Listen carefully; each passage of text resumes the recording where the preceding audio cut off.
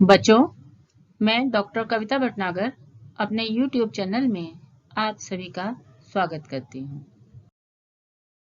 बच्चों, आज हम सूचकांक इंडेक्स नंबर का अध्ययन करेंगे।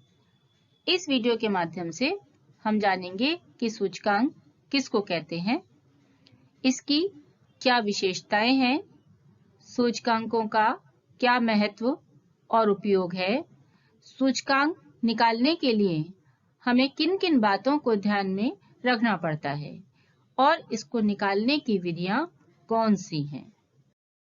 बच्चों, आर्थिक और व्यावसायिक क्षेत्रों में निरंतर परिवर्तन होते रहते हैं, इसलिए इसके समंक भी निरंतर परिवर्तित होते रहते हैं। ये परिवर्तन एक समान नहीं होते, इसलिए इन परिवर्तनों की प्रत्यक्ष माप संभव नहीं होती, लेकिन सापेक्ष रूप से इनकी गणना करके इन्हें समझना और निष्कर्ष निकालना आसान हो जाता है। सामान्य भाषा में कहें तो सूचकांक किन्हीं चरों या संबंधित चरों के समूह के परिमाण में परिवर्तनों को मापने का एक सांख्यिकीय साधन है। हम कह सकते हैं कि सूचकांक एक विशेष प्रकार का माध्य है जिसके द्वारा समय, स्थान या अन्य किसी विशेषता के आधार पर किसी चर मूल्यों या चर मूल्यों के समूह में होने वाले परिवर्तनों को मापा जाता है। अनेक अर्थशास्त्रियों ने सूचकांकों को परिभाषित किया। क्रॉक्सटन और काउडन की परिभाषा सूचकांक की उपयुक्त परिभाषा लगती है। उनके शब्दों में सूचकांक संबंधित चर मूल्यों के आकार में होने वाले अंतरों को माप करने का साधन है। Index number are devices for measuring difference in the magnitude of a group of related variables. अब देखते हैं कि सूचकांक की विशेषताएं क्या हैं। तो पहली विशेषता है कि सूचकांक परिवर्तनों की सापेक्ष माप है। सूचकांक सिर्फ परिवर्तनों का माप ही नहीं करता, बल्कि यह आधार वर्ष या मूल्य के सापेक्ष परिवर्तनों को प्रस्तुत करता है। जैसे यदि हम यह खबर पढ़ते हैं, थोक खाद्य सूचकांक मई 2020 के 146.1 अंक से बढ़कर जून 2020 में 148.6 अंक हो गया, तो इसका निष्कर्ष निकलता है कि खाद्य सूचकांक पर आधारित मुद्रास्फीति की दर में वृद्धि हुई है। सूचकांक की दूसरी विशेषता है कि सूचकांक प्रतिशतों का माध्य है, अर्थात सूचकांक किसी तथ्य में होने वाले परिवर्तनों को प्रतिशत के रूप में प्रकट करता है।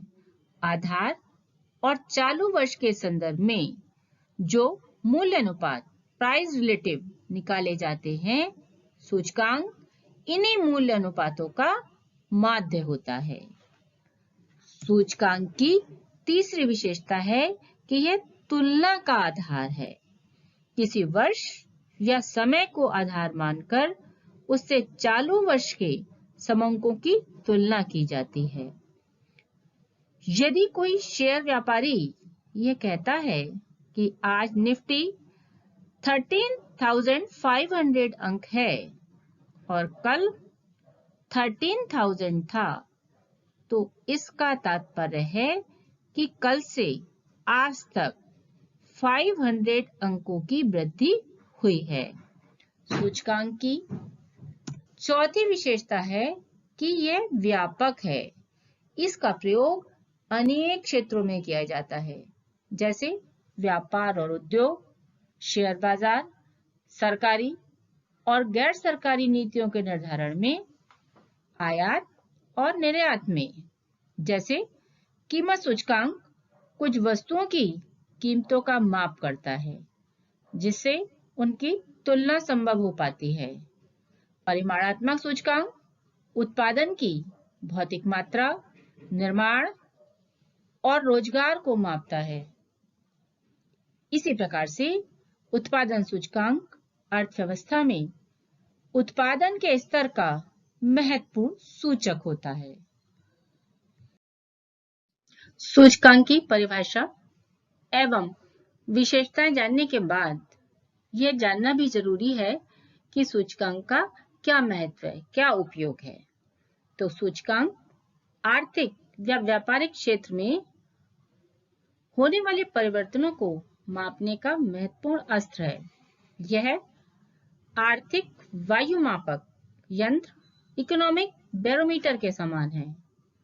जिस प्रकार से मौसम विभाग में वायुमापक यंत्र वेदर कंडीशंस की भविष्यवाणी करता है, हवा के दबाव को बताता है, उसी प्रकार से सूचकांक आर्थिक जगत में होने वाले परिवर्तनों को मापने का काम करता है, जैसे मूल्य स्तर, उत्पादन आदि में होने वाले परिवर्तन। सूचकांक हमारे लिए कई तरह से उपयोगी हो सकते हैं, जिसमें पहला है सूचकांक जटिल तथ्यों को सरल बनाता है। Simplification of complicated facts.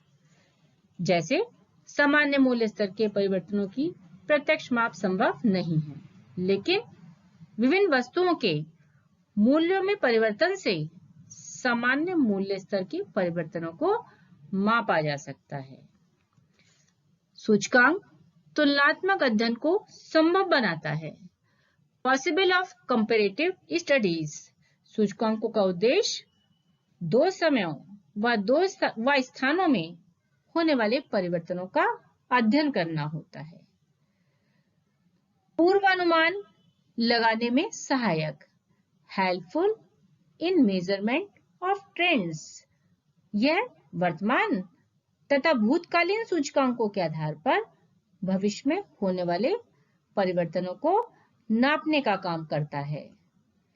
आर्थिक नीतियों के निर्माण में सहायक। Helpful in policy formulation. सूचकांक नीतियों के निर्माण में सहायता प्रदान करता है, जैसे सरकार थोक मूल्य सूचकांक की सहायता से सामान्य मूल्य स्तर या मुद्रा की क्रय शक्ति में होने वाले परिवर्तनों का माप करके मूल्य स्थिरता के लिए आवश्यक कदम उठाती है। मुद्रा की क्रय शक्ति के माप में सहायक। Measurement of purchasing power of money. यह मुद्रा की क्रय शक्ति के माप में सहायक होता है। जैसे हम कहें कि मूल्य सूचकांक इस वर्ष का 500 है, तो इसका अर्थ हुआ कि मुद्रा की क्रय शक्ति आधार वर्ष से मात्र 20 पैसे है।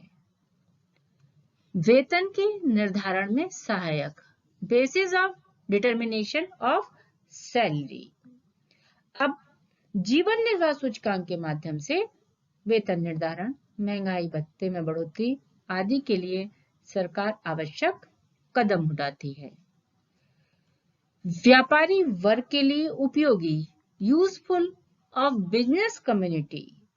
जैसे कितना उत्पादन किया जाए, कीमतें क्या रखी जाएं, लाभ का मार्जिन कितना होगा, कितनी वस्तुओं का स्टॉक रखें, इन सब बातों की जानकारी के लिए सूचकांक के विषय में जानना आवश्यक है।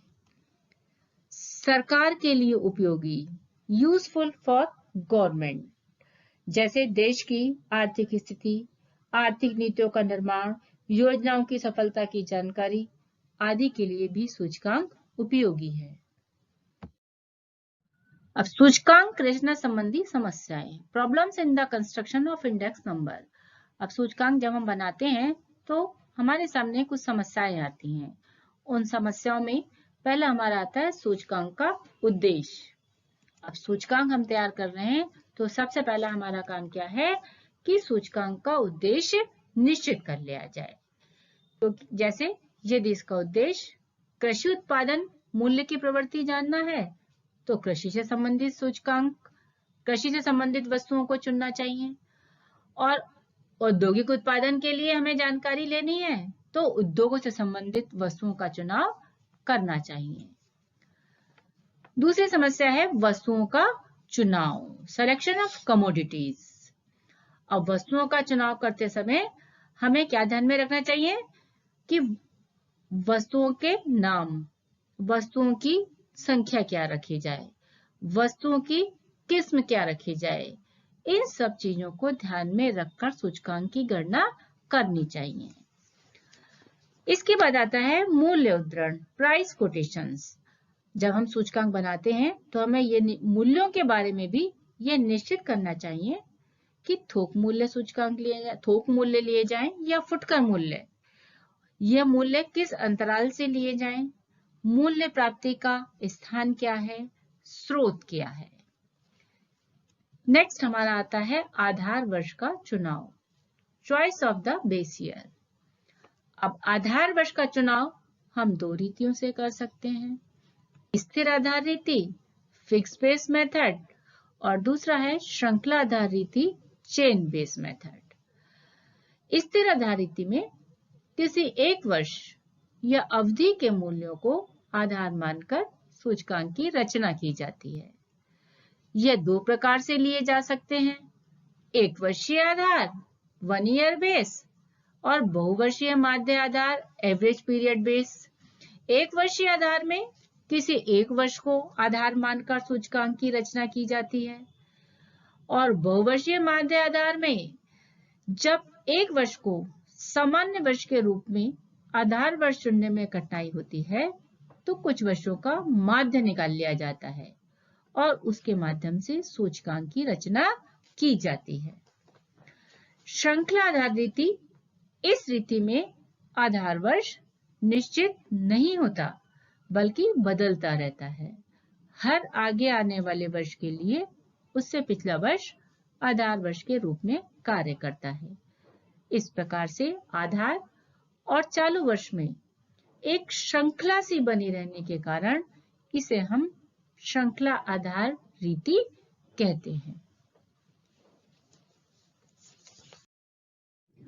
सूचकांक बनाने की विधियां, methods of constructing index number. सूचकांक दो प्रकार के होते हैं, साधारण सूचकांक सिंपल इंडेक्स नंबर और भारी सूचकांक वेटेड इंडेक्स नंबर। सूचकांक निर्माण में जब सभी वस्तुओं को समान महत्व दिया जाता है तो उसे साधारण सूचकांक कहते हैं, लेकिन वास्तविक जीवन में सभी वस्तुएं समान महत्व की नहीं होती। उनके महत्व को प्रकट करने के लिए हम भारों का प्रयोग करते हैं, उन्हें हम भारी सूचकांक कहते हैं। साधारण सूचकांक ज्ञात करने की दो विधियां हैं, सरल समूही रीति सिंपल एग्रीगेटिव मेथड और दूसरी है मूल्यानुपात सरल माध्य रीति simple average of price relative method. इसी प्रकार से भारित सूचकांक वेटेड इंडेक्स नंबर ज्ञात करने की भी दो रीतियां हैं, भारित समूही रीति वेटेड एग्रीगेटिव मेथड और मूल्य अनुपातों का भारित माध्य weighted average of price relative method. इन सूचकांकों को निकालना मैं आपको अपनी अगली वीडियो में बताऊंगी।